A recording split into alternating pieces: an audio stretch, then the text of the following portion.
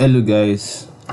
I want to teach you guys the four move checkmate or the wayward queen attack. Start with e4, e5. Then you bring out your queen early. This is not generally advisable, but I mean it's the four move checkmate, right? So you can get your queen early. Some tend to attack your queen with this. Then you win, you spawn, giving the check to the king, and guess what? You're also attacking this rook. So they tend to block, check, then guess what? You just won a free rook. But what happens when they see that you're attacking this pawn?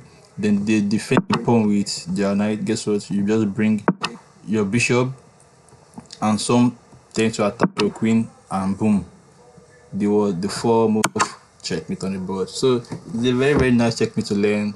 Beginners fall for this absolutely. So it's good to learn something like this. All right.